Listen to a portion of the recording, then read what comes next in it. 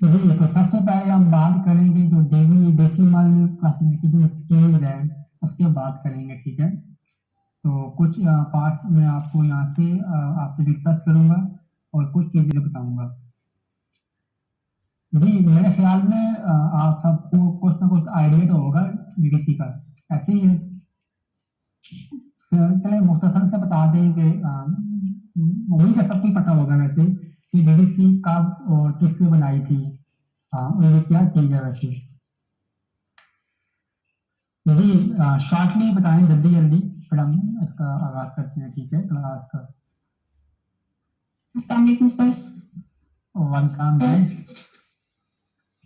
GDC एक Davy decimal classification scheme है जो कि मेलविल डेवी ने 1876 में बनाई थी। ठीक है, ऑलमोस्ट यानी कि इसका जो अगर शॉर्टली बताएं तो इसका यही बनता है, ठीक है। सबसे पहले डीडीसी जो है कि ये एक ना क्लासिफिकेशन स्कीम का नाम है, ठीक है। कल हमने पढ़ा था कि जो लाइब्रेरी में हम दर्जाबंदी करते हैं या क्लासिफिकेशन करते हैं या जो हमारी ऑर्गेनाइजेशन होती है, उसमें जो हमें ज़्यादा चीज़ हेल्प करती है या जिसकी मदद से हम करते हैं वो बेसिकली लाइब्रेरी क्लासिफिकेशन स्कीम होती है, ठीक है। उसे क्लासिफिकेशन स्कीम भी कहते हैं, उसे डेमोग्राफिक जो है स्कीम भी कहते हैं, ठीक है।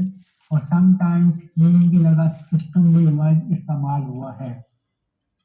तो डीडीसी बेसिकली इसका जो स्टेट है वो डेवी डेसिमल क्लासिफिकेशन को बनाया था मेलविल डेवी ने, तो इसलिए उसने इसको अपने नाम के साथ मंसूब किया। तो इसलिए इसका नाम है डेवी डेसिमल क्लासिफिकेशन स्कीम।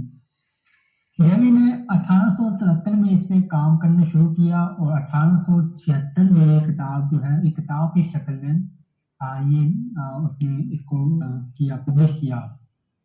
और यहाँ पे उस टाइम जो फर्स्ट टाइम उसने किताब को पब्लिश किया था डीडीसी को, उसके 44 पेजेस थे।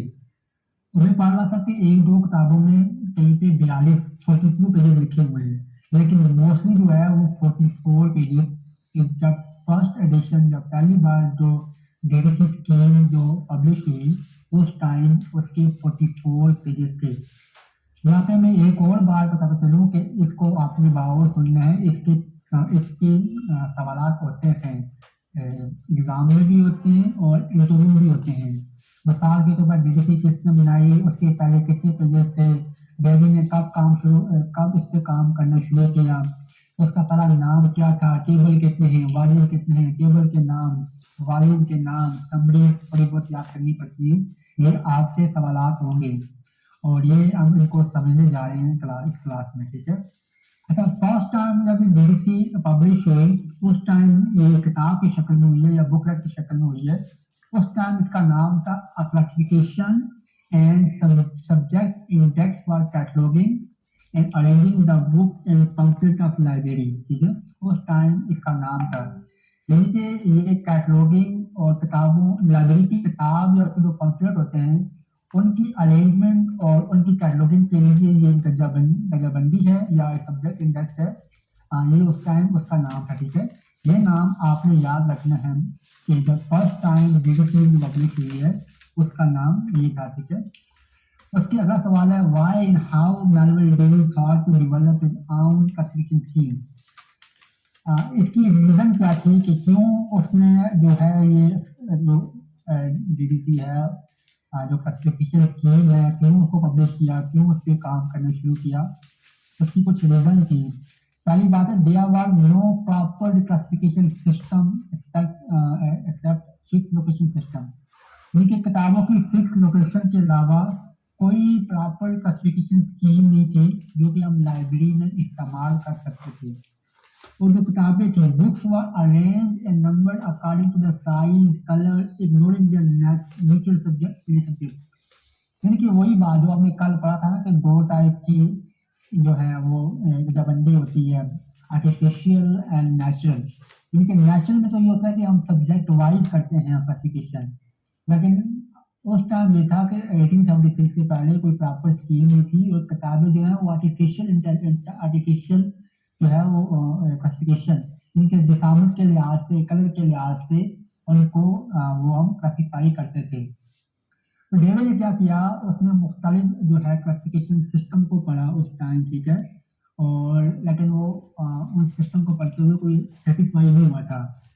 तो इसलिए उसने सोचा क्यों ना एक ऐसी स्कीम इस्तेमाल की जाए जो कि उसके मुल्क के लिए और मुल्क में जो उसका लिटरेचर है, जो बाकी चीज़ें हैं, उसके लिए ये उसको ऑर्गेनाइज करने में, लिटरेचर हो चाहे रिलीजन हो चाहे कोई भी मवाद हो, उसको ऑर्गेनाइज करने में या उसको क्लासीफाई करने में हेल्प कर सके। ठीक है, ये उसका बैकग्राउंड था, छोटा सा बैकग्राउंड।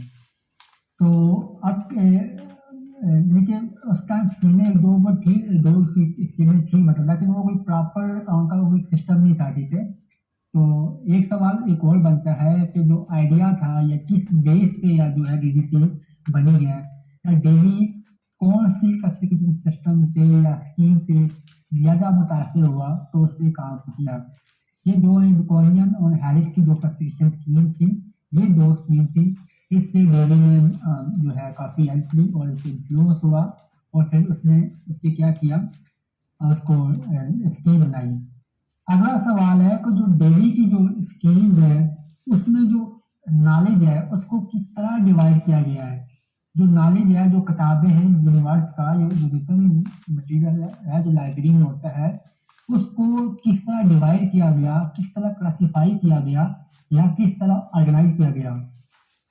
तो ये मैं आपको अभी दिखाता हूँ उस पिक्चर में कि अमूमन तौर पर हम जो समरी करते हैं। ठीक है, पहली बात है डीडीसी में जितना भी दुनिया का जो नॉलेज है ना, जितनी भी किताबें हैं या कह लें कि उसको टॉप 10 क्लासों में उसने डिवाइड किया। ये आपको शो हो रही है मेरे ख्याल में। ठीक है, ये 10 बड़ी क्लासेस है। ठीक है, इसको पहली समरी कहते हैं, टॉप 10 क्लासेस हैं। तो उसने इसको डिवाइड किया। ठीक है, जैसे पेपर 0 है, 100 में फिलॉसफी साइकोलॉजी है, 200 में रीजन है। ये 10 क्लासें आपको याद होनी चाहिए। ठीक है, ये 10 क्लासेस आपको फिंगर टेस्ट में और याद होनी चाहिए। तो उसके बाद क्या किया, 10 क्लासेस को उसने मजीद एक्सपेंड किया। फिर वो 100 की आ जाती डिवीजन आती है। ठीक है, ये डिवीजन नाम की। ठीक है, पहली समरी को कहते हैं मेन क्लासेस, दूसरी को कहते हैं डिवीजन्स। ये डिवीजन है। ठीक है, जो पहली थी ना, जैसे ये 100 है, जो 000 है, अब 000 में उसने 100 क्लासेस बताएंगे। ठीक है, सॉरी 10 000 में उसने 10 बड़ी क्लासेस बताई हैं। ये कंप्यूटर साइंस, 10 में वीडियोग्राफिक्स है, 20 में लाइब्रेरी इंफॉर्मेशन साइंस है, 23 में इंसाइक्लोपीडिया है। ठीक है, सेम उसने क्या किया है कि 10 बड़ी ऊपर क्लासेस थी, उसको मजीद 10 जो डिवीजन में उसने इसको एक्सपेंड किया है। दूसरी समरी को कहते हैं डिवीजन। फिर उसने क्या किया कि तीसरी समरी, इसको सेक्शन कहते हैं। ये समरीज के नाम है, ये आपको याद आने चाहिए और इसके एमसीक्यूज भी होते हैं कि डीडीसी की पहली समरी को क्या कहते हैं, दूसरी समरी का नाम क्या है, तीसरी समरी का नाम क्या है। तीसरी समरी में उसने क्या किया, उसको मजीद उसको एक्सपेंड किया। ठीक है, देखिए पेपर 0 से लेकर 1 2 3 4 5 ये इस तरह वो चलता चलता पूरा दिन के उसने इसको डिवाइड किया है। ये 3 जो है मेन समरीज हैं डीडीसी की, डीडीसी में जो नॉलेज है जो उसको डिवाइड किया हुआ है पहले 10 बड़ी क्लासों में। ठीक है, फिर वो आगे डिवीजन में गया है, फिर उसके बाद वो आगे सेक्शन में गया है। ठीक है, ये मैं आपसे शेयर भी कर दूंगा। इसमें जो चीज़ें याद रखने वाली हैं वो तो आपको ये 10 बड़ी क्लासेस आपको आनी चाहिए। ठीक है, कि 10 बड़ी क्लासेस कौन सी हैं। इसके अलावा ये जो 100 क्लासें हैं ये थोड़ी सी मुश्किल है, लेकिन अगर आप अपने नॉलेज के लिए या अपनी फील्ड में एज एक्सपर्ट या एग्जाम के पॉइंट ऑफ व्यू से या इंटरव्यू के पॉइंट ऑफ व्यू से कर ले तो बहुत बेहतर है।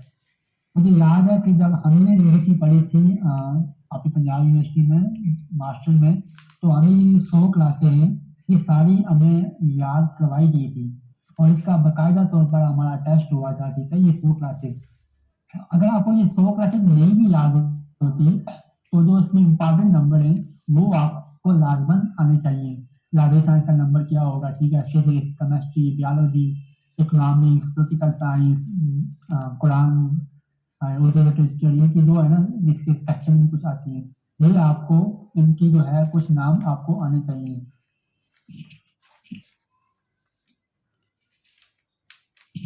जी, फिर हमने कल बात की थी कि क्लासिफिकेशन स्कीम में नोटेशन इस्तेमाल होती है और 2 टाइप की जो है नोटेशन इस्तेमाल होती है। ठीक है, एक होती है मिक्स, एक होती है प्योर नोटेशन, वो ठीक है प्योर। तो बेसिकली जो डीडीसी है वो जो है प्योर नोटेशन इस्तेमाल करती है। इसमें एक ही टाइप का होता है जो है सिंबल जो है इस्तेमाल होता है, ठीक है। मिसाल के तौर पर 330, 540, 590.2, इनके इस तरह का हमने जो अलामात है वो एक ही टाइप की इस्तेमाल होती है। कल हमने इसका जिक्र भी किया था कि क्लासिफिकेशन स्कीम है बेसिकली वो अलामात इस्तेमाल करती है किताबों को क्लासिफाई करने के लिए। ये नोटेशन जो है हर स्कीम में इस्तेमाल होती है, ठीक है। फिर उसके बाद what is the use of standards of divisions. ये बेसिकली डीडीसी में टेबल भी है, डीडीसी में टेबल भी है। तो इसमें जो पहला टेबल है वो सब डिवीजन का है। हम टेबल को दूसरी जो स्लाइड है उसमें डिटेल में पढ़ेंगे। तो सब डिवीजन ये है कि हम देखते हैं कि उसका क्या काम है डीडीसी में। टेबल सब डिवीजन जो है represent the physical format of any documents, कि बहुत से डॉक्यूमेंट के जो मुख्तलिफ फिजिकल फॉर्मेट्स हैं उसको रिप्रेजेंट करता है। अगर इंसाइक्लोपीडिया, डिक्शनरी या पीरियोडिकल का नंबर लगाना हो तो हम क्या करते हैं, जो टेबल है टेबल 1 स्टिल सब डिवीजन वहाँ से लगाते हैं। फिर इसके अलावा कोई भी सब्जेक्ट है उसके डिफरेंट मोड होते हैं, वो हिस्ट्री के होता है, वो फिलासफी के होता है। ये सारे नंबर हम टेबल 1 से लगाते हैं।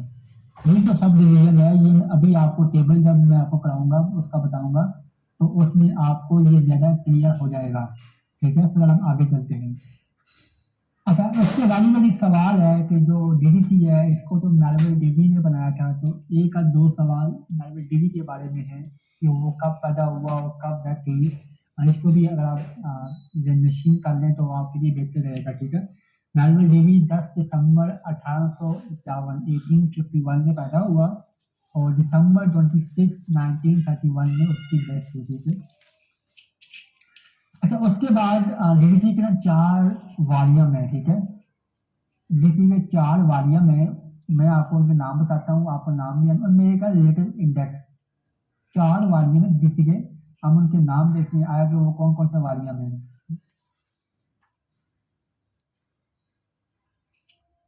यस, डीडीसी के 4 वॉल्यूम में, ठीक है। उसके 23 एडिशन है और 4 वॉल्यूम है। अब हम देखने जा रहे हैं कि इसका पहले वॉल्यूम में क्या है, दूसरे वॉल्यूम में क्या है, तीसरे वॉल्यूम में चौथे क्या है, ठीक है। तो उसका पहला वॉल्यूम है उसमें ये आता है कि जो नए फीचर हैं जो पिछले एडिशन में नहीं थे उसमें वो बताए गए हैं, ठीक है। फिर डीडीसी का थोड़ा इंट्रोडक्शन, उसकी डिस्क्रिप्शन बताई गई है, थोड़ी सी ग्लॉसरी है, ठीक है। और उनका इंडेक्स है। फिर 2 मेन चीज़ें हैं, मैनुअल है कि जो डीडीसी है उसका इस्तेमाल कैसे किया जाए, और इसके बाद है टेबल। ये टेबल और मैनुअल ये पहले वॉल्यूम में है, ठीक है। डीडीसी के 4 वॉल्यूम हैं जिसमें पहला जो वॉल्यूम है उसमें 2 बड़ी मेन चीज़ें हैं। एक है मैनुअल। मैनुअल ये है कि वो आपको डीडीसी के बारे में बताता है कि उसका इस्तेमाल कैसे करना है, डीडीसी कैसे अरेंज हुई है, कैसे नंबर लगाने हैं, ठीक है। और दूसरा है टेबल कि जो 6 बड़े टेबल डीडीसी में इस्तेमाल होते हैं वो टेबल, ठीक है। और उनका इस्तेमाल भी है, टेबल के नाम भी है, आगे टेबल का इस्तेमाल भी है। ये है डीडीसी का पहला वॉल्यूम। जबकि डीडीसी का दूसरा वॉल्यूम है उसमें हमने कहा था कि जो है समरीज हमने भी देखी है। पहली समरी, एक तो पहली समरी की उसमें थोड़ी सी उसका इंट्रोडक्शन है।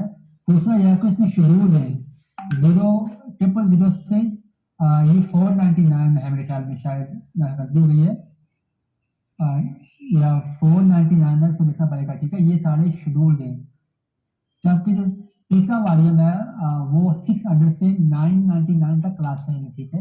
ये इसके 2 शेड्यूल तीसरे और चौथे वॉल्यूम में है। जबकि चौथा जो वॉल्यूम है उसमें रिलेटिव इंडेक्स है। अभी सवाल भी था कि रिलेटिव इंडेक्स क्या है। बेसिकली अगर इसको डिफाइन करें तो an alphabetical list of subject with the discipline in which they are treated sub-arranged alphabetically under each entry। अच्छा, रिलेटिव इंडेक्स आपको इस तरह करता है कि डीडीसी देखें एक काफ़ी इनके पेजेस में है और उसकी वॉल्यूम है, उसकी बहुत सी क्लासेस है। रिलेटिव इंडेक्स इंडेक्स को तो आप बेहतर जानते हो कि इंडेक्स क्या करता है। बेसिकली किसी भी चीज़ की लिस्ट होती है जो कि हमें उस किताब या उस डॉक्यूमेंट में हमें उसकी लोकेशन बताता है। तो ये भी ऐसे करता है कि ये जो डीडीसी का इंडेक्स है, वहाँ पे जो टर्म या जो सब्जेक्ट वहाँ पे इस्तेमाल हुए हैं वो अल्फ़ाबेटिकली वहाँ पे अवेलेबल हैं, और वो टर्म या वो सब्जेक्ट या वो क्लास किस पर्सपेक्टिव में या किस कंटेक्स्ट में इस्तेमाल हुई है, वो उसका वहाँ पे नंबर बताएगी, ठीक है, डिस नंबर, और आपको पेज पेज भी बताएगी, ठीक है।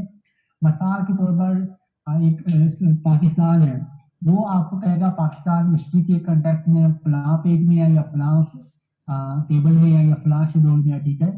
जोग्राफी के लिहाज से वो फलां जगह पे है, ठीक है। इस तरह आपको हेल्प करती है। सेम इकोनॉमिक्स है, इकोनॉमिक्स दो तीन पर्सपेक्टिव में, दो तीन कंटेक्स्ट में इस्तेमाल कर सकती है। तो यही से हमें इंडेक्स देके हम ई पे जाएंगे तो हम देखेंगे इकोनॉमिक्स कहाँ पे इस्तेमाल हुआ है, ठीक है। और अगर टेबल में है तो कहाँ पे है, शेड्यूल में है कहाँ पे है, ठीक है। जैसे इंडेक्स एक आपको हेल्प करता है ना, सेम ये रिलेटिव इंडेक्स आपको डीडीसी में आपकी हेल्प करता है, ठीक है। ये 4 वॉल्यूम थे, इन चारों वॉल्यूम के आपको इनका पता होना चाहिए, ठीक है, और आपको नाम आने चाहिए। आगे हम बात करते हैं कि उसके मेरिट्स और डीमेरिट्स कि डीडीसी की खूबियां और खामियां। तो कोई बताना चाहेगा शॉर्ट में कि क्या है ये खूबियां खामियां, कभी आपने देखा हो, पढ़ा हो, क्या हो सकती हैं? हालांकि इतनी अच्छी स्कीम है, तो इसकी खूबियां खामियां अगर आप इनको अपने अल्फाज में कभी आपने कोई पढ़ा हो तो बताना चाहे, कौन बताएगा खूबियां खामियां?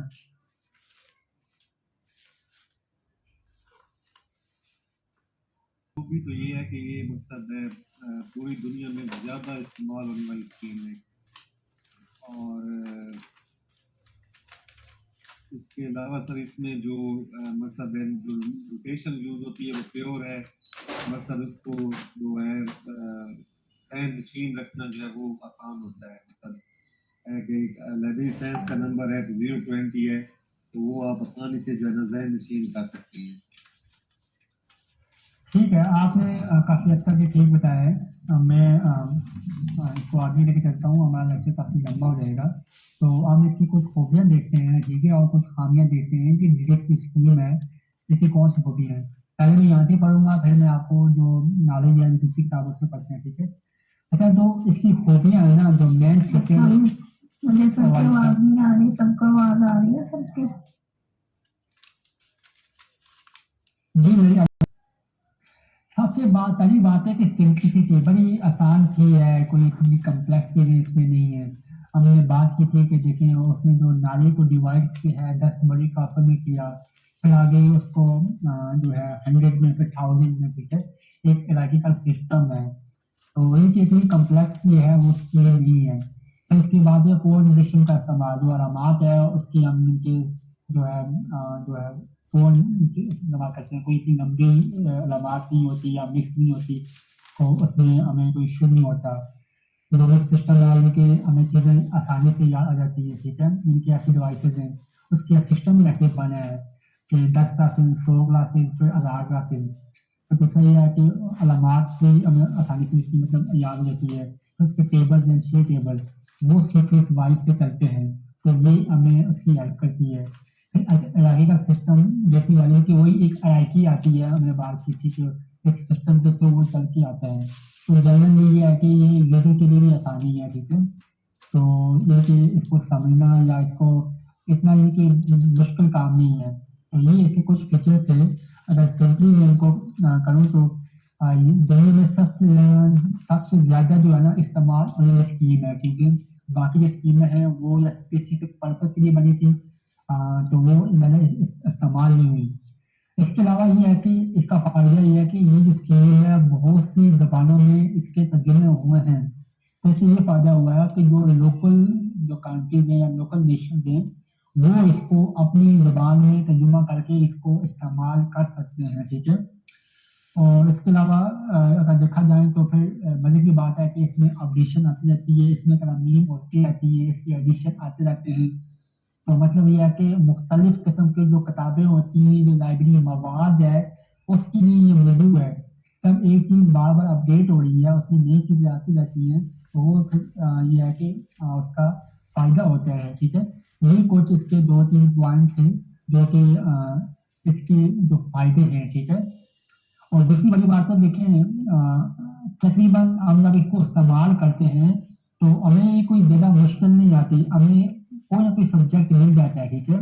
लाइब्रेरी में जब हम किताबों को क्लासिफाई करते हैं, जब उनको कॉल नंबर लगाते हैं तो अमूमी तौर पर हमें वो सब्जेक्ट मिल जाता है। मेन तो डेली का जो प्लान था, जो उसका काम था, वो उसने बड़े ज़बरदस्त तरीके से उसने किया है, ठीक है, कि उसमें ताकि जो नॉलेज है उसको मैक्सिमम कवरेज मिल जाए।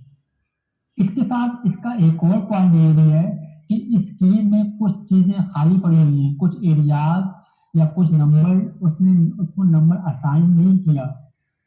वो ये है कि फ्यूचर में अगर कोई सब्जेक्ट आते हैं तो उनको हम नंबर लगा सकते हैं। मैं आपको दिखाता हूँ कि कुछ एरियाज ऐसे हैं जो कि इनको नंबर नहीं लगे हुए। तो वो ये है कि ये भी इसकी फायदा है, इसकी हॉस्पिटलिटी में आता है, ठीक है। मैं आपको दिखाता हूँ, ये देखिए Z040 है, ये खाली है, ठीक है। इसके अलावा इसकी जो सब सेक्शन में अगर जाएंगे ना तो बहुत से नंबर हैं, ये देखें, ये अनअसाइन है, ये इनको नंबर कोई लगा हुआ, ये देखें। मीन कि इन फ्यूचर में अगर इनके डायरी में कोई सब्जेक्ट आता है तो हम इनको ऐड कर सकते हैं। ये सारे देखें, ये नंबर जितनी भी है ये अनअसाइन है, ये भी डीसी का फीचर जो है। लेकिन नॉलेज जो है वो तो दिन ब दिन क्रिएट होता है, शेयर होता है, ठीक है। तो फ्यूचर में भी चांसेस हैं कि एक नया किस्म का जो नॉलेज है या नए किस्म का जो मजमून है वो हमें देखने को मिले और हम इनको यहाँ पे फिट कर सकते हैं। डी मेरिट्स की अगर बात करें तो इसके जो खामियां हैं तो वो भी हैं। वो इस लिहाज से हैं कि पहली बात है, ये जो डेवी था ना, ये बेसिकली अमेरिकन था। तो उसने जो इसको पब्लिश किया है ना, उसका मेन मोटिव हमने ऊपर पढ़ा भी है कि जो अमेरिकन है उसका जो लिटरेचर है, जो रिलीजन है, वो उसको ज़्यादा उसको उसमें जगह दे सके। और यही वजह है कि उसने अपनी स्कीम में जो अमेरिकन लिटरेचर है या जो अमेरिकन के आसपास जो इलाके हैं या जो उसके नेटिव इलाके हैं या थोड़ा बहुत यूरोपियन है, उसको उसने कवरेज ज़्यादा दी है। जबकि जो मुस्लिम वाले के, जो अफ्रीकन ममालिक हैं, उसमें जगह उसने बहुत कम दी है। लिटरेचर में भी, रिलीजन में भी, आर्ट्स में भी, तकरीबन हर फील्ड में। मिसाल के तौर पर अगर हम एक ही फील्ड को लेते हैं जो रीजन की फील्ड है, अब रिलीजन में 270 या 280 तक उसने सारा का सारा क्रिश्चियनिटी में रखा है, ठीक है, ईसाईयत में रखा है, ठीक है। जबकि जो बाकी मजहब थे, बाकी बड़े मजहब में मुसलमानों का है, हिंदुओं का है, सिखों का है, ठीक है, तो उसने 290 में इसको लगा किया एज ए रिलीजन, ठीक है। अब उसने इस्लाम को किया एक नंबर दिया 297। तो यही वजह है। सेम अगर लिटरेचर की बात करें तो उर्दू का भी एक नंबर है, ठीक है, उसका नंबर है 491.439 है। अगर लिटरेचर की बात करें तो उसमें 891.439, ठीक है। तो मुस्लिम वाले के हैं या जो खासकर अफ्रीकन है, उनकी कवरेज बहुत कम है, ठीक है। ये उसके हैं कुछ खास पॉइंट थे। तो इसके अलावा अगला हम देखते हैं कि समटाइम ये होता है कि हमने अलामत का बात की थी कि समटाइम इसकी अलामत जो है, जो हम नोटेशन जो है, वो इसकी काफ़ी लिमिट हो जाती है।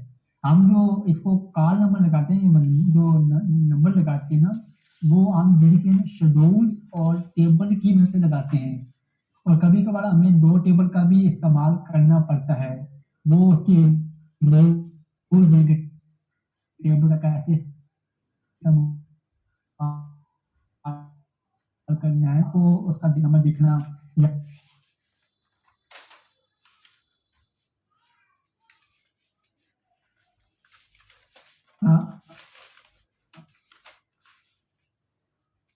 उनका, ठीक है, जनरल टू स्पेसिफिक, वही कि जो कल भी बात की थी, आज भी बात की है, टॉप की क्लासेज होंगी, फिर 100 फिर 1000, ये इसका एक सिस्टम था, ठीक हो गया।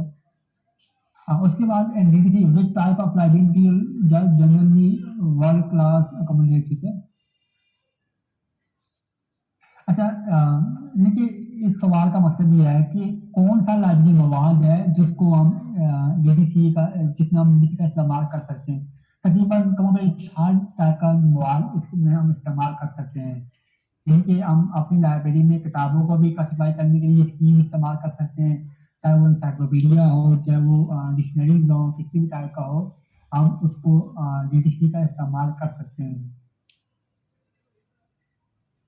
DDC is a popular book system, what are the reason? अच्छा, इसकी क्या रीजन है कि डीडीसी जो है वो जिनकी इतनी मशहूर है, ये हम पढ़ लेते हैं, ठीक है। पहली बात है कि among the universally accepted book classification scheme, the Dewey Decimal Classification System is the most practical and simple one. यानी कि सबसे मशहूर इसलिए है कि सबसे ज़्यादा ये इस्तेमाल होने वाली है, क्योंकि एक तो ये सिंपल सी है, इतनी कम्प्लेक्स नहीं है, इतनी मुश्किल नहीं है, ठीक है। दूसरी है कि इस स्कीम को तकरीबन जो 80% दुनिया की लाइब्रेरीज हैं अराउंड द वर्ल्ड वो इसको इस्तेमाल करती हैं। इससे पहले भी मैंने अगली बात आपसे कही थी कि बहुत सी जबानों में इस स्कीम का तर्जुमा हुआ है, यानी ये स्कीम एक फ्लेक्सिबिलिटी प्रोवाइड करती है। यानी कि फायदा होता है कि हम इसको किसी दूसरी जबान में इसका तर्जुमा करके उसको अपनी लाइब्रेरी में इस्तेमाल कर सकते हैं। यानी कि कम पे 33 से ऊपर जबानें हैं जिसमें इसका तर्जुमा हुआ है और डिफरेंट जो है कंट्रीज में इसका इस्तेमाल होता है। तो दूसरी बात है कि मेन चीज है, इस स्कीम को हम ना एक्सपेंड कर सकते हैं। मिसाल के तौर पर पाकिस्तान में भी इसको एक्सपेंड किया गया है। बेसिकली ये जो बनी थी ये अमेरिकन पर्सपेक्टिव से बनी थी। इसमें जो मोस्टली लिटरेचर है जो पार्ट है अमेरिकन का है। हम क्या करें, अगर इसको पाकिस्तान में इस्तेमाल करें तो क्या करें कि जो अमेरिकन है, जो बाकी है, उसको हम पाकिस्तान का हिस्से में ले आए और जो अदर्स का हुआ है उसको हम बाकी में ले जाए, ठीक है। आगे हम पढ़ेंगे तो जो शाफी एक्सपेडिशन हुई है, ठीक है। अगर हम इस स्कीम को अपने मुल्क में ले आए, उसको इस्तेमाल करें, इसको उल्ट कर दें और क्या कर दें तो जो नंबर वहाँ पे पाकिस्तान और मुस्लिम कंट्री को लगे हुए हैं, हम क्या करें वो नंबर अमेरिकन को दे दें और जो अमेरिकन को नंबर लगे हुए हैं या जो नेटिव लातीन है उनको हम मुस्लिम या जो है पाकिस्तान के नंबर लगा दें, ठीक है। ये इसका एक मेन फीचर है। उसके बाद एक और इसका सवाल है कि अब तक डीडीसी के कितने वॉल्यूम आ चुके हैं। डीडीसी के अब तक 23 वॉल्यूम आ चुके हैं, ठीक है।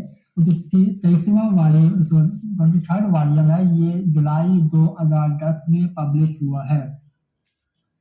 अच्छा, इसके अलावा वेब डेवी जो है ना इसका ऑनलाइन वर्जन भी है, ठीक है। वेब डेवी का जो है ऑनलाइन वर्जन भी है जो कि 2003 में पब्लिश हुआ था, ठीक है। Web Dewey mean the database of Dewey decimal classification, ठीक है। जिनके एक डेटाबेस है जहाँ से हम इसको डीडीसी में इस्तेमाल करते हैं। अगर ई में बात करें कि इलेक्ट्रॉनिक फॉर्म में इसका जो है वो जो पहला एडिशन हुआ है वो 1993 में जो है वो पहली बार जो है वो ई फॉर्म में, ठीक है, जो पब्लिश हुई है।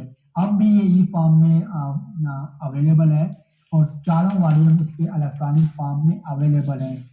तो वो लेकिन उसमें इशू ये है कि मैंने भी एक बार डाउनलोड किए थे और मेरे पास एक वॉल्यूम अभी रिसेंटली पड़ा हुआ भी है। उसका यह है कि उसमें जो डिटेल है, जो इंफॉर्मेशन है, जो नंबर हैं वो कंप्लीट नहीं है। अगर जो फिजिकल फॉर्म है किताब की डीडीसी की, जो प्रिंट फॉर्म में है वो कंप्लीट है, उसमें हमें नंबर मिल जाते हैं, लेकिन इलेक्ट्रॉनिक फॉर्म में वो कंप्लीट नहीं होती, उसमें कुछ नंबर मिसिंग होती है, ठीक है। तो ये इसके दो थे। आगे हम डीडीसी की बात करते हैं कि इसको जो है इसके जो कॉपीराइट्स है इसको मतलब कौन रखता है। बेसिकली इसको OCLC ऑनलाइन, पहली बात है फॉरेस्ट प्रेस, ये एक प्रेस का नाम है, और ऑनलाइन कंप्यूटर लाइब्रेरी सेंटर, ठीक है, ये इसका है, इसके कॉपीराइट्स को इसको डील करता है, ठीक है। हमने इसको देख लिया, आप भी देख लीजिएगा। इसमें एरियाज हैं, इसमें लैंग्वेज है, इसमें सब डिवीजन है, इसमें राइटिंग है, इसमें टॉप क्लासेज हैं, ये सारी उसमें हमें हेल्प करती हैं। अच्छा, एक और क्वेश्चन है कि डीडीसी जबकि 1876 में बनी थी, ठीक है, मार्वल डेवी ने इसको अमेरिका में बनाया था, तो पाकिस्तान में या सब कॉन्टिनेंट में कब इसको इंट्रोड्यूस करवाया गया। 1915 में हमने पढ़ा था असद नेटिसन जो अमेरिकन लाइब्रेरियन था वो पाकिस्तान में आया था, पंजाब यूनिवर्सिटी, जबकि उस टाइम जो है पाकिस्तान इंडिया एक ही जो है वो स्टेट कंसिडर किए जाते थे, वो उसने जब एज अ लाइब्रेरियन वो यहाँ पे आया तो उसने क्या किया, तो सर्टिफिकेट कोर्स लाइब्रेरियन में तलब हुआ, ठीक है। He was the first person who introduced TDC first time in this part of world. इनके इस इलाके में आपको हिंद में सब कॉन्टिनेंट में सबसे पहले डीटीसी को तारफ करवाया है आसाडॉन डैटिसन ने 1915 में, ठीक है। ये भी आपका एक सवाल बनता है। अभी हमने बात की थी कि जो एक्सपेंशन की एक्सपेंड करने की, ठीक है। अच्छा कि जो देखें इसमें जो हमारी कवरेज है खासकर मुसलमानों की कवरेज है, जो मशरकी ममालिक हैं या जो मुस्लिम या जो पाकिस्तानी लिटरेचर है या पाकिस्तानी मजहब है या मुस्लिम मजहब है।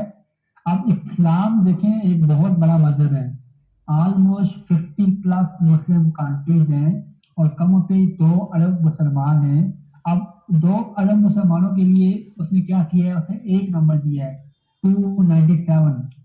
तो इसलिए है कि फिर कुछ यहाँ पे पाकिस्तान में कुछ लाइब्रेरी ने और लाइब्रेरियन ने इसको एक्सपेंड किया है, इसको एक्सपेंशन किया है, ठीक है।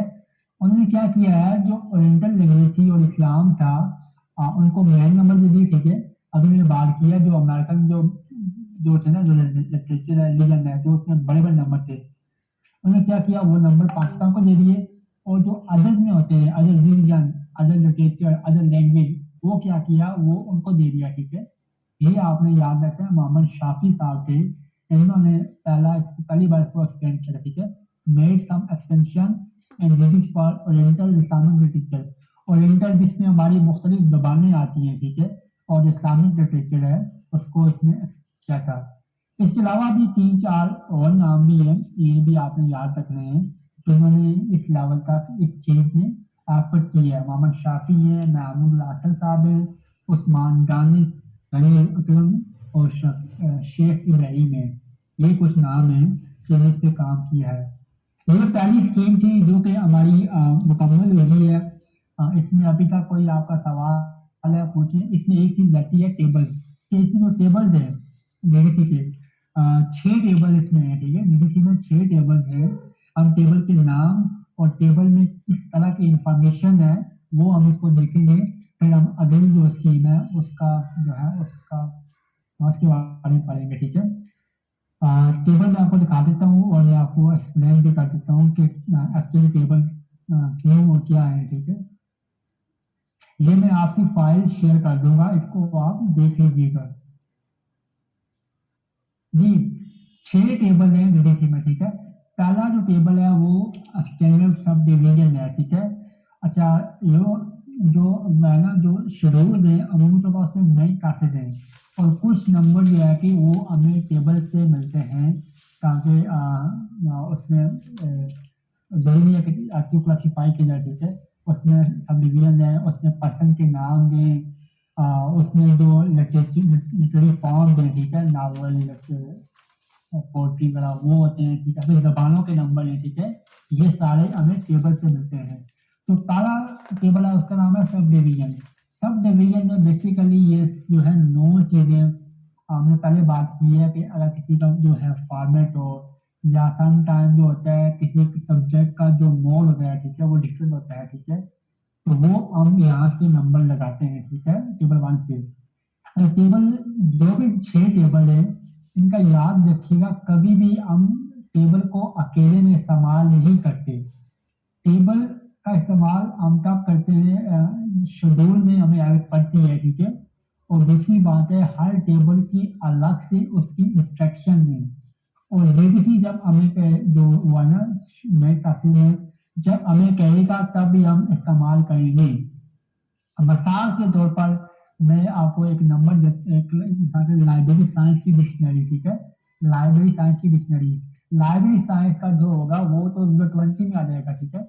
जबकि डिक्शनरी का जो नंबर होगा वो हम टेबल 1 से लगाएंगे, ठीक है, 03 में आएगा, ठीक है। ये हम यहाँ से लगाएंगे, ठीक है। अब वो उसके रूल होते हैं कि आप नंबर कैसे लगाना है। अब लाइब्रेरी साइंस का 020 है तो यहाँ पे 03 है, तो इस पे हमारी कोशिश होगी कि आपको एक अलग से क्लास में बताएं।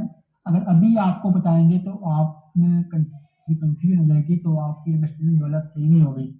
वो डिफरेंट रूल हैं टेबल के इस्तेमाल में और मेन क्लासेस के इस्तेमाल में और डीडीसी नंबर कैसे लगाते हैं। मेरे ख्याल में शायद मैडम नसीम फातिमा इसमें आपको लेक्चर दें। अगर वो उन्होंने कवर ना किया तो फिर हम इस पे एक छोटा सा आपका लेक्चर इसमें अरेंज कर लेंगे। उसके ये है कि 020 लाइब्रेरी साइंस है और 03 ये है, ये डिक्शनरीज का नंबर है। टेबल 1 में इस्तेमाल करते हुए एक रूल है कि जब आपके पॉइंट से पहले आपका 0 हो तो पॉइंट के बाद जो 0 आएगा उसको स्किप करते हैं, इसलिए फिर हम इसका नंबर बनेगा 020.3 आएगा। ठीक है, ये टेबल 1 में ये 7 एरियाज हैं, 2 एरियाज हैं। जबकि टेबल 2 है वो जियोग्राफिकल एरिया, हिस्टोरिकल पीरियड और बायोग्राफी पे है। ठीक है, जो पर्सन है और दुनिया में जितनी भी जगह हैं, ठीक है, ये देखें एरिया, रीजन, प्लेस, चाहे वो जोन हैं, चाहे वो पहाड़ हैं, चाहे वो जो है समुंदर हैं, फिर एशियन वर्ल्ड, चाइना, इजिप्ट, फलस्तीन और जो है फलस्तीन वगैरह, साउथ एशिया, फिर यूरोप के जितने इलाके आते हैं, ठीक है, उन सब का नंबर यहाँ से लगाएंगे। फिर एशिया के जितने भी इलाके हैं, ठीक है, उन सब का नंबर, फॉर एग्जाम्पल पाकिस्तान का नंबर जो आएगा वो यहाँ पे आएगा। ठीक है, ये 54 की समथिंग है। ठीक है, सेम ये है, ये हम नंबर लगाते हैं। ये 6 टेबल्स हैं, ये आपने इनके नाम याद रखने हैं।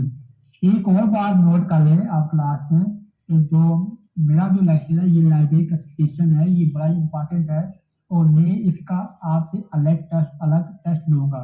संडे को जो मेरा टेस्ट होगा वो इस चैप्टर का अलग टेस्ट होगा और काफ़ी कॉम्प्रिहेंसिव टेस्ट होगा, क्योंकि एक तरह की ये लाइब्रेरी साइंस की बेस है और इम्पॉर्टेंट चैप्टर है। तो इसका जो टेस्ट होगा वो मैं अलग से लूँगा, इसलिए लेक्चर के दौरान मैं जो भी बात आपसे कर रहा हूँ आप काइंडली इसको नोट कीजिएगा और उसको फिर आगे देखिएगा। ठीक है, अभी मैंने आपको बताया कि टेबल जो 6 हैं, ये 6 के 6 टेबल के आपको नाम आने चाहिए और आपको पता होगा कि टेबल 1 में कौन कौन सी इंफॉर्मेशन है या कौन कौन से नंबर हम लगाते हैं, टेबल 2 में किस तरह की इंफॉर्मेशन है, ये आपने ये चीज़ें। ठीक है, जो पर्सन के नाम है, इसके अलावा जो एरियाज के नाम है, ठीक है, वो किसी भी दुनिया के किसी कोने में हो उनके हम नंबर लगाते हैं। तीसरा जो टेबल है वो sub division of for the arts, for individual literature, for specific literary form. जो लिटरेरी फॉर्म होती है, ठीक है, लिटरेचर में हम इस्तेमाल करते हैं, फिक्शन है, नावल है, पोट्री है, ड्रामा, पब्लिकेशन, राइटर, ये सारे लिटरेचर में इस्तेमाल करते हैं। इनका जो है नंबर है वो हम टेबल 3 से लगाते हैं और इसके आगे 2-3 रूल है। अगर एक अक्षर होगा तो हम क्या नंबर लगाएंगे, 2 अक्षरों का हम क्या नंबर लगाएंगे। टेबल 3 की है वो 3 सब डिवीजन है। तो ये कुछ नंबर हैं, ये वाले नंबर ये आपने लाजमन याद करने, ठीक है, क्योंकि लिटरेचर में नंबर होंगे। ये ड्रामे का नंबर 2 है, पोट्री का नंबर 1 है, फिक्शन का नंबर 1 है। मैं आपको एक मिसाल देता हूँ, मिसाल के तौर पर अगर उर्दू ड्रामा है, ठीक है, उर्दू ड्रामा, उर्दू का नंबर हम लगाएंगे जाके लिटरेचर वाली क्लास में 800 में। उर्दू का नंबर है 891.439, ठीक है। तो ड्रामे का नंबर हम यहाँ से टेबल 3 से लगाएंगे, ड्रामे का नंबर है 2, ठीक है। ये इस तरह उसका इस्तेमाल होता है, ठीक है, कि हम शेड्यूल और टेबल की मदद से नंबर बिल्ड करते हैं, ठीक है। पहले टेबल में सब डिवीजन है, दूसरे में एरियाज, जियोग्राफिकल जो है वो एरियाज के नाम है, पीरियड के नाम है, तीसरे में जो ट्रेडिंग फॉर्म जो है उनकी सब डिवीजन है, ठीक है। ये तीसरा जो है ना, दूसरे और पहले को सारा याद करना मुश्किल है, तीसरे में ये चीज़ें आपने याद करनी है, ठीक है। ये सारी चीज़ें जो हैं ये आपने याद करनी है, ठीक है। ये 8 चीज़ें हैं। चौथा जो है ना, चौथा है sub division of individual language and language families.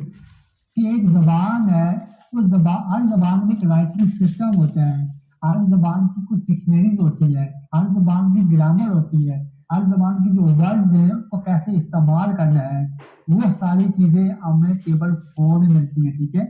मिसाल के तौर पर इंग्लिश ग्रामर है, इंग्लिश का नंबर हम लगाएंगे 410 से 420 है मेरे ख्याल में, और ग्रामर का नंबर हम यहाँ से लगाएंगे, ठीक है।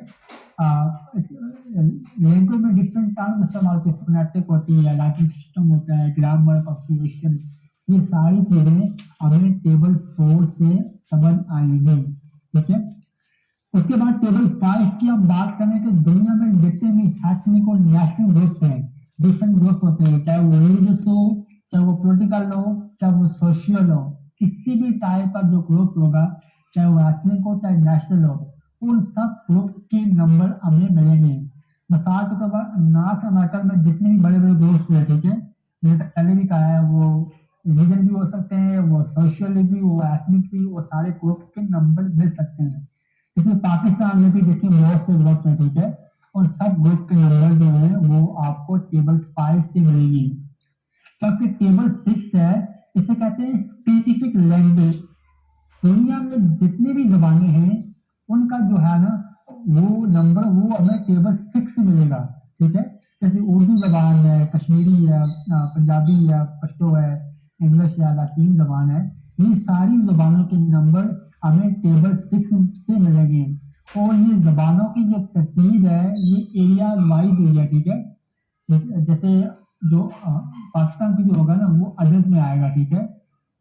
जो उर्दू का नंबर मिल जाता है, पश्तो का मिल जाता है, जो 5-6 बड़ी ज़बान है ना, उर्दू, पश्तो, सिंधी, बलोची, जो पाकिस्तान में बोली जाती है, इन सब के नंबर हमें टेबल 6 से मिलेंगे। ये टेबल 6 टेबल थे जिसका मैंने आपसे तारुफ करवाया है, और कुछ आपको मैंने उससे वॉल्यूम्स और समरी का तारुफ करवाया, ठीक है? ये था डीडीसी का। जी, डीडीसी में कोई आपका सवाल हो तो आप काइंडली पूछें। जी, स्क्रीन मेरी शो हो रही है, आई थिंक ऐसे ही है। सर अच्छा, सबसे पहले हम एलसी की बात करें तो एलसी का स्टैंड है library of Congress classification scheme, ठीक है? नाम से इसका जाहिर है इसको लाइब्रेरी ऑफ कांग्रेस में बनाया गया था। इट वाज डिवाइज्ड इन 1900, 1900 में इसका जो है इसको बनाया गया, ठीक है? और ये टोटली एनुमरेटिव है।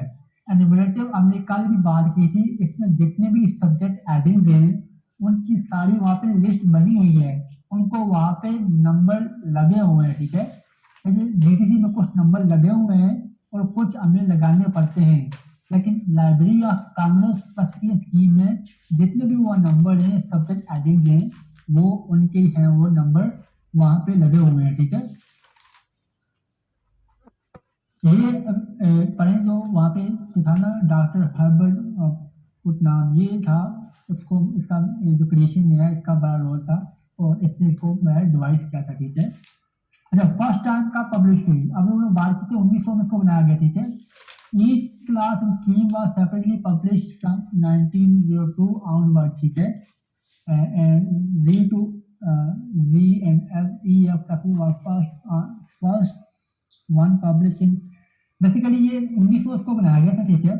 तब इसकी कुछ क्लासेस सेपरेटली जो 1902 में पब्लिश हुई हैं और कुछ 1901 में पब्लिश हुई है, ठीक है? ये इसकी सबसे डेट है, जबकि 1901 में इस जो लाइब्रेरी स्कीम को बनाया गया था। अच्छा, हमने बात की थी कि जो डीडीसी है वो जो स्कीम है उससे इन्फ्लुएंस हुआ, उसकी बेस पे है, ठीक है? एक एलजी की थी, एक बिकॉर्न की थी, इसका कोई नाम था, ठीक है? जबकि जो लाइब्रेरी ऑफ कांग्रेस है ये बेसिकली कटर की जो एक्सपेंसिव क्लासिफिकेशन स्कीम थी और डीडीसी स्कीम, ये इन दोनों से इन्फ्लुएंस हुआ है। तो तब उन्होंने क्या किया है, लाइब्रेरी ऑफ कांग्रेस जो है वो ठीक है इसको किया है थॉमस जेफरसन, और जो system replace of 6 location system developed by John Thomas ने इसको किया है, जो नया सिस्टम है इसको उसने बनाया है, ठीक है? अच्छा, how many part does LC divide the whole knowledge? अच्छा, हमने बात की है डीडीसी की जो डिवीजन है वो 10 बड़ी क्लासों में, ऐसी है डीडीसी 10 बड़ी क्लासों में है, जबकि जो लाइब्रेरी ऑफ कांग्रेस है ये 21 क्लासेस हैं। ये क्लासेस आपने याद करनी है कि डीडीसी 10 बड़ी क्लासेस, ये आपका ऑब्जेक्टिव भी बन सकता है और आपका शार्ट क्वेश्चन भी, ठीक है? जबकि लाइब्रेरी ऑफ कांग्रेस जो स्कीम है ये इसकी 21 मेन क्लासेस है, ठीक है जी? इसके बाद व्हाट काइंड ऑफ, अच्छा फिर हमने बात की थी जो डीडीसी है वो प्योर नोटेशन इस्तेमाल करती है, और कल भी हमने कहा था जो लाइब्रेरी ऑफ कांग्रेस है उसकी जो नोटेशन है, जो अलामात है वो मिक्स होती है, ठीक है? उसमें मोर देन वन जो है वो जो सिंबल या अलामतें इस्तेमाल होती हैं, ठीक है? कल मैंने आपको मिसाल दी थी, जैसे एक नंबर है उसका DC490 इसका नंबर होगा, ठीक है? ये इसका एक मेन कंपोनेंट्स है। अच्छा, मेन फीचर्स क्या है? Explain the main feature of Library of Congress position. ये इतने इंपॉर्टेंट नहीं है, आपको पहले ये ठीक है। मेन चीज आपने याद रखनी है कि जो लाइब्रेरी ऑफ कांग्रेस है उसमें जो नोटेशन इस्तेमाल होती है वो मिक्स नोटेशन इस्तेमाल होती है। उसके बाद एक और बात, डीडीसी में हमने कहा है कि उसकी 4 वॉल्यूम है और जो चौथा वॉल्यूम है वो इंडेक्स का है, लेकिन इस स्कीम में कोई जनरल इंडेक्स नहीं है, ठीक है, इसमें कोई इंडेक्स नहीं है। There is no general index to this classification system with few exceptions.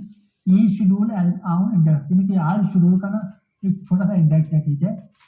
However, a combined index to library of Congress position system compiled by, यानी कि इसका जो है ना एक अलग से ही है, तो लाइब्रेरी ऑफ कांग्रेस ने इसका क्या किया है, इसका इंडेक्स बनाया हुआ है, लेकिन जिसका डीडीसी का इंडेक्स है वो इसका इंडेक्स नहीं है। उसके बाद एक सवाल आता है कि कितने अरसे बाद जो लाइब्रेरी ऑफ कांग्रेस स्कीम है वो उसकी रिवीजन होती है, वो रिवाइव होती है। Unlike DDC, revision of Library of Congress take place continuously, ठीक है।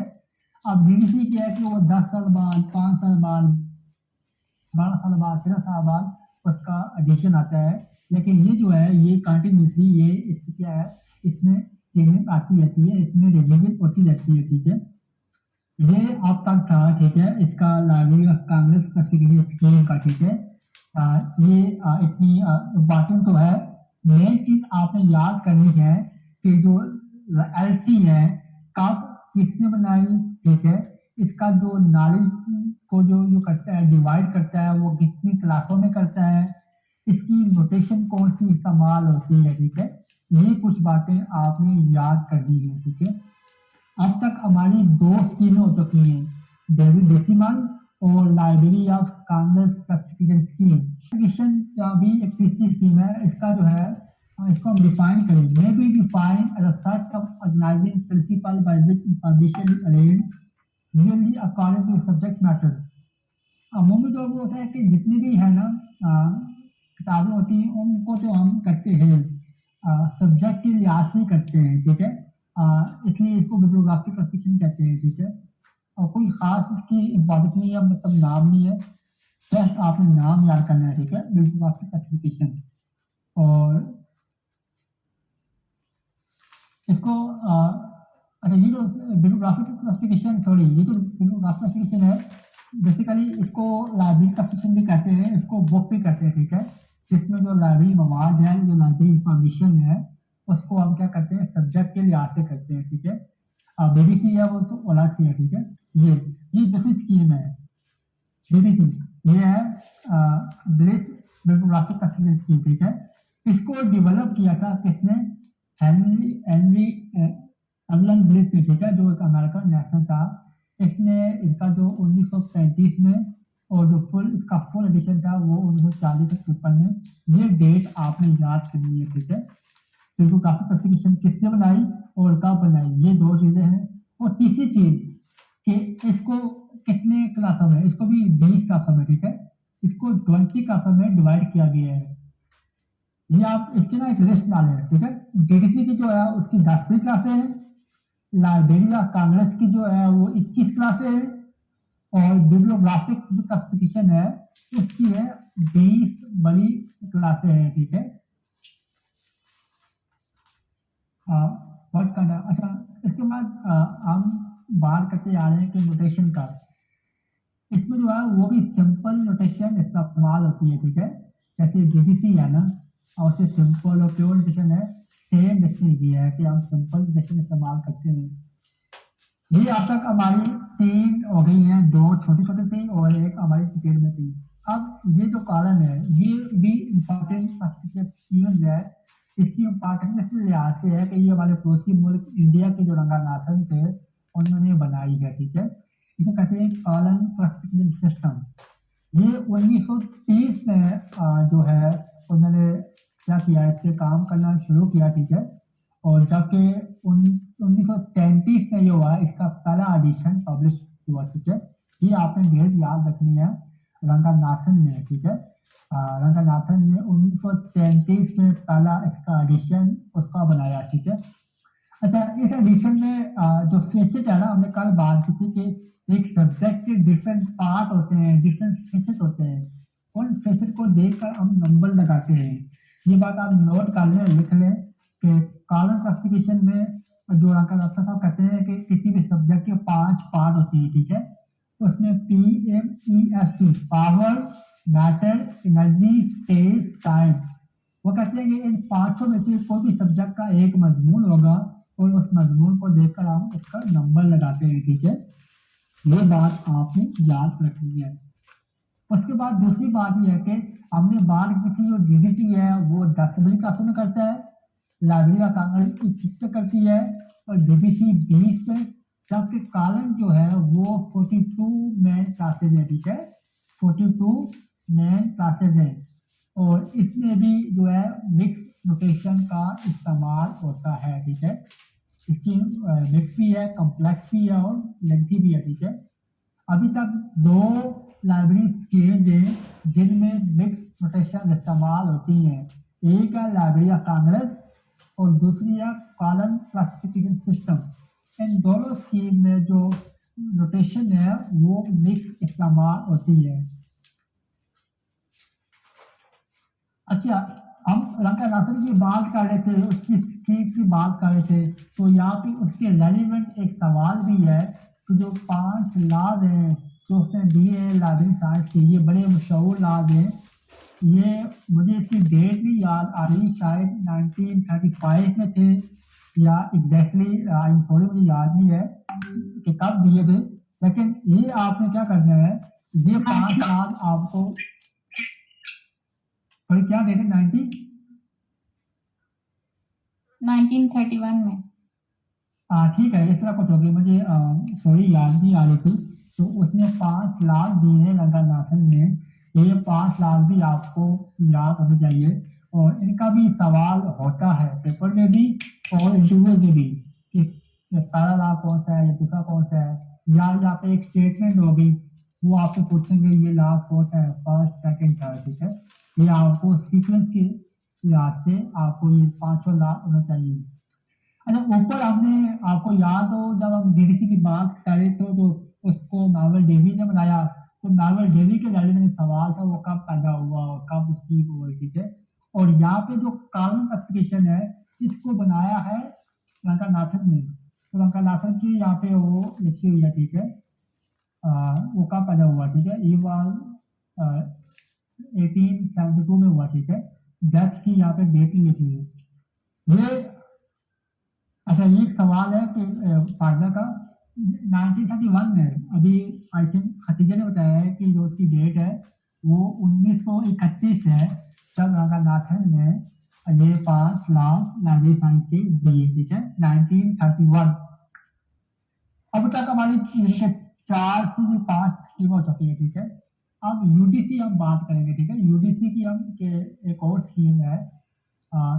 अच्छा, एक और बात जो है ना, सब आपने DDC को डिटेल में करना है, DDC को उसको आपने डिटेल में करना है। जो बाकी स्कीम है उसका आपके बस ये याद रखना है कि ये स्कीम कब किसने डेवलप की, इसकी क्लासेस कितनी होती हैं और इसमें किस टाइप की नोटेशन इस्तेमाल होती है। ये 3 से 4 बातें आपने याद रखनी है। आई थिंक ये आपके लिए काफ़ी होगी और इसी के रेलिवेंट आपसे सवाल पूछे जाते हैं, क्योंकि DDC को आपने कंप्लीट करना है। आपको पता हो उसके वॉल्यूम कितने हैं, पहले वॉल्यूम में क्या है, दूसरे में क्या है, टेबल का पता हो, टेबल 1 में क्या है, 2 में क्या है, उसकी एडिशन कितने हैं, उसकी समरी के बारे में और कुछ इंपॉर्टेंट नंबर्स का भी आपको पता होना चाहिए। अब हम एक और बात करते हैं UDC, जैसे कहते हैं universal decimal classification scheme, I think इसका यही नाम है, ठीक है, लिखा हुआ है। UDC ये बेस करती है डेवी डेसिमल स्कीम में, ठीक है। और ये फर्स्ट टाइम ये पब्लिश हुई थी, ये 1907 में हुई थी, ठीक है, 1907 में। इसको किसने डेवलप किया था, ये दो है, पाउल आउटलेट एंड हेनरी लॉ। अच्छा, ये दो है, इन्होंने इसको डिवाइड किया था, मतलब इसको डेवलप किया था। अच्छा, इसमें जो नोटेशन इस्तेमाल होती है वो है वो भी सिंपल है, ठीक है, इससे भी सिंपल नोटेशन हम इस्तेमाल करते हैं, जबकि इसमें भी अच्छा ये आपने याद रखना है यूडीसी और डीसी तकरीबन सेम सेम है, ठीक है, इनकी नोटेशन भी सेम है और इन दोनों स्कीमों ने जो नॉलेज है या जो उसको 10 बड़ी क्लासों में डिवाइड किया हुआ है। और तीसरी बात हमने बात की थी कि डीडीसी तकरीबन मोर देन 30 लैंग्वेज में उसकी ट्रांसलेशन हुई है और लाइब्रेरी उसको इस्तेमाल कर रही है, जबकि यूडीसी में भी ऐसे ही है, बहुत सी लाइब्रेरीज ने इसको जमा करके वो अपनी लाइब्रेरी में इस्तेमाल कर रही हैं। लेकिन इसकी मेंटेनेंस और इसकी अपडेशन का थोड़ा इश्यू रहता है, ठीक है, ये इतना इम्पोर्टेंट नहीं है। अच्छा एक दो स्कीमें और भी हैं, आई होप कि आप थके नहीं होंगे, इनके आपने नाम याद करने, ठीक है, एक कटर की है, ये आपने यहाँ से कटर इनके 2-3 चीजें याद रखनी है। ये स्कीम कब किससे बनाई, ठीक है, एक बार, दूसरी बार इसने नाले को कितने हिस्सों में डिवाइड किया, ठीक है, दूसरी बार, तीसरी बार इसमें जो नोटेशन है वो कौन सी नोटेशन इसमें इस्तेमाल होती है। ये 3 से 4 बातें आपने सारी जो है ना स्कीम में आपने करनी है, ठीक है जी। स्कीम के लिहाज से आप बताएं कोई आपका अभी तक सवाल है। और एक हमारे पास किताब है, ठीक है, किताब हमारे पास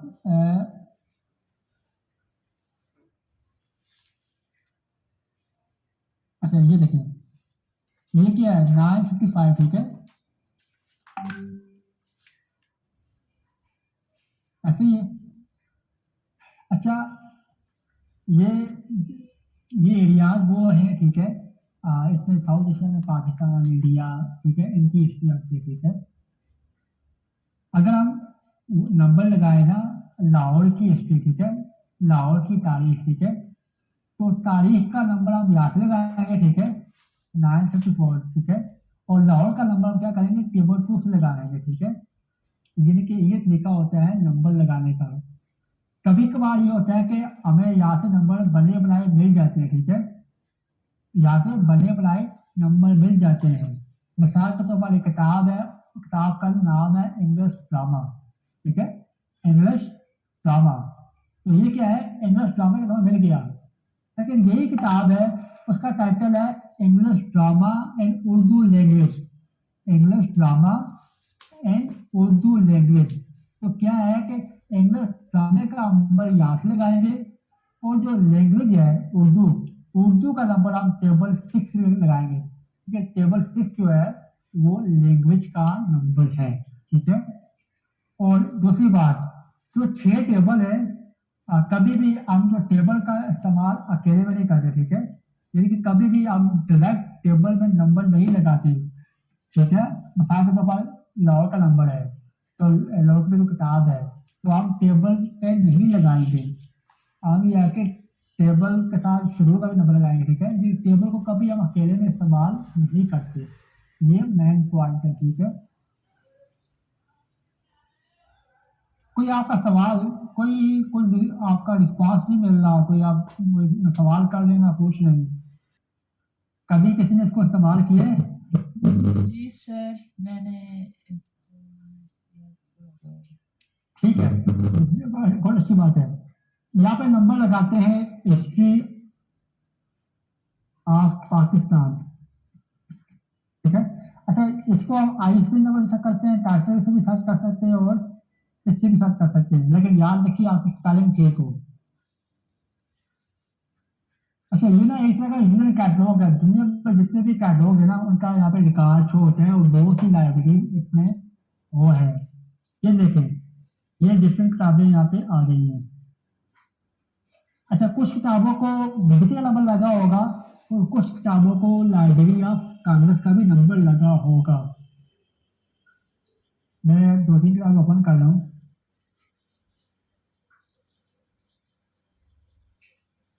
ये देखें, अच्छा ये नंबर लगा हुआ, ठीक है, ये नंबर BBC का है, ठीक है।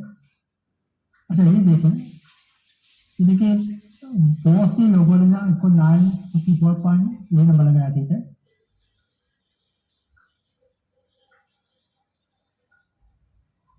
अच्छा, यहाँ भी इसको डीडीसी नंबर लगाया गया है। वो वजह ये है कि डीडीसी जो है मोस्टली जो पाकिस्तान में डीडीसी इस्तेमाल होती है। आप कोई और देखते हैं, हम देखते हैं कोई टाइटल बोले आप, कोई आपके मांग रहे हो।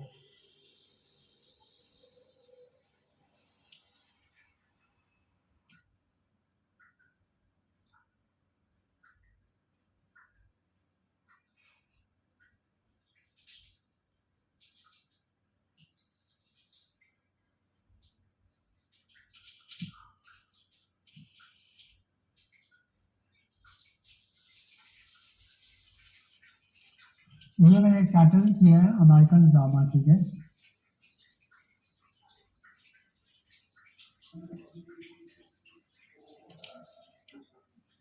इनको भी सबने डीडीसी इस्तेमाल किया हुआ है, ये भी डीडीसी है, ठीक है। देखिए मोस्टली लाइब्रेरी का उसको डीडीसी ही इस्तेमाल करती है, ठीक है। अच्छा, इसके अलावा ना एक स्टूडेंट का सवाल था कि जो पाकिस्तानी टाइटल में उनके सब नंबर नहीं मिलते, ठीक है। ये है कि पाकिस्तान में भी कोई स्टूडेंट कैटलॉग है, ठीक है। मैं आपको भी दिखाता हूँ कि जो है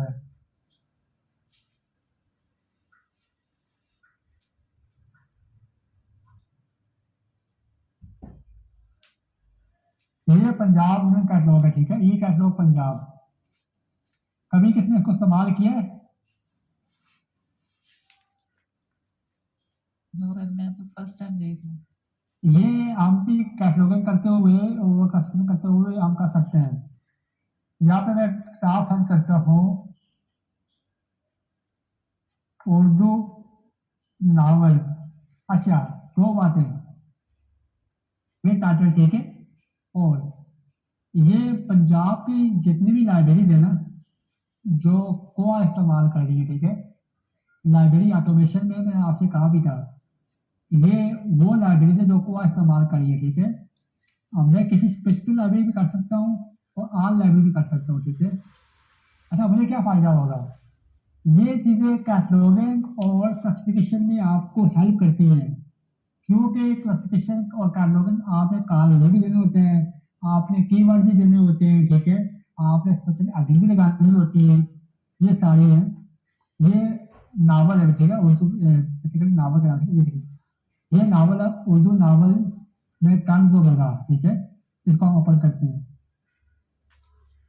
आसान के तौर पर आपके पास एक किताब है, आपको नहीं पता उसका सब्जेक्ट क्या है, ठीक है, उसको क्या नंबर लगाएंगे। उस किताब को आप सर्च करें और देखेंगे जनरल लाइब्रेरी नंबर कौन सा लगाया हुआ है, फिर उसको वो कॉल नंबर लगाएं, उसको वो एडिंग दे दें, फिर उसको कीवर्ड दें, ठीक है। ये देखिए, ये कोआ पे है, ठीक है। ये किताब है, ठीक है, और उसको जो है ना नंबर लगा हुआ है ये नंबर किताब की है उर्दू नावल में तंज लोकेशन कॉल नंबर। इसका मैं नंबर सही लग रहा है वैसे, इसका नंबर में सही नहीं लग रहा। हमको और देख लेते हैं।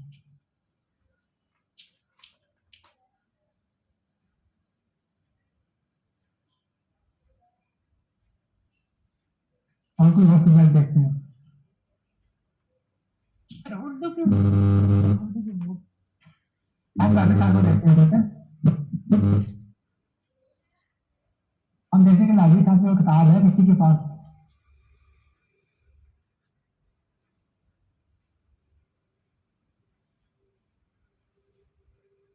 ये किताब है और ये किताब कहाँ पे है? अच्छा, ये किताब है, ठीक है। ये किताब है the librarian and reference systematic approach. ये है मैनेजमेंट प्रोफेशनल डेवलपमेंट लाइब्रेरी, अपनी कौन सी रजिस्टर है, ठीक है। ये देखें और क्या करते हैं इसको, इसका कोड लेकर होते हैं, ये इसका मार्क ही ठीक है। ये मार्क में करेंगे, मार्क ही हो। ये देखें इसकी साइड आ गई है, ठीक है। और यहाँ से ये यहाँ पर ये इसके सब्जेक्ट आ गया, ठीक है। ये लैंग्वेज, यहाँ से हम कीवर्ड और ये कॉल नंबर, वैसे 025 पे आता है, 025 ठीक है, हम 0 भी आता है। ये इस तरह हम किसी भी किताब की क्लासिफिकेशन और कैटेगरी में हमारी हेल्प हो सकती है, ठीक है। इसके अलावा एक दो चीज़ें मैंने आपको और दिखानी थी, अगर मुझे मिल गई तो।